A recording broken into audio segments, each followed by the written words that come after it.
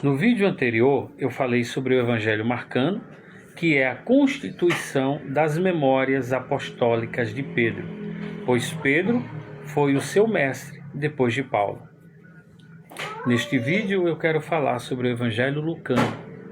Veja logo na introdução, no prólogo do Evangelho, como que Lucas construiu a sua narrativa.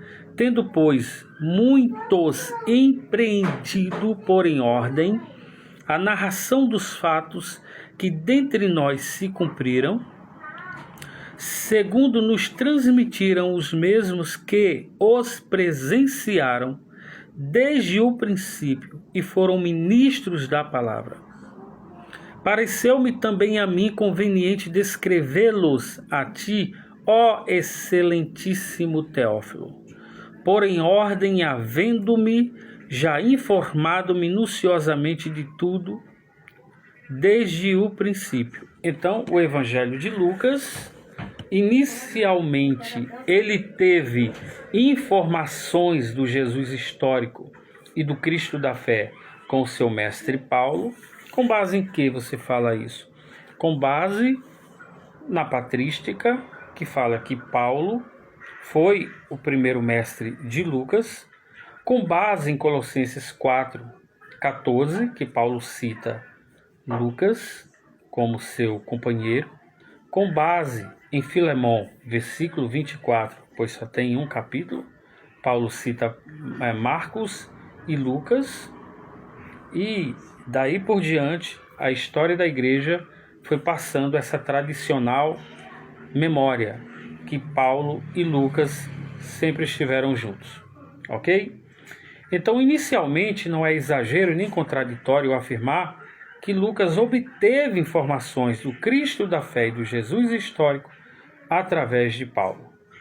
Porque Paulo, ele teve contato com os apóstolos depois, esteve com Pedro, esteve com Tiago, com os demais apóstolos. Paulo manteve essa comunhão com eles. O que mais? Depois Lucas foi atrás de fazer um relatório minucioso do seu evangelho. E ele fez de que forma? Tendo, pois, muitos empreendido por em ordem a narração dos fatos. Era fatos. Na consciência de Lucas, eram fatos. Fatos são relatos reais. Aí ele fez o quê? Ele foi em busca daqueles que presenciaram, que Lucas vai chamar de testemunhas oculares e ministros da palavra. Lucas foi atrás de cada um, por isso que o Evangelho de Lucas tem muita coisa que os outros evangelhos não têm. Por exemplo, a parábola da dracma perdida, a parábola do filho pródigo e a parábola da ovelha perdida encontramos apenas no Evangelho de Lucas, tá? Que é dos perdidos e achados. Com isso também reacende a velha especulação de que havia no primeiro século documentos que já circulavam na igreja, que eram, conforme Lucas disse, tendo, pois, muitos empreendido por em ordem a narração dos fatos. Quer dizer que aqui pode ter sido as fontes Q, fontes L, fontes LM, usados por todos os evangelistas, especialmente por Lucas e Mateus. Então tinha muita coisa que já estava circulando no primeiro século a respeito de Jesus.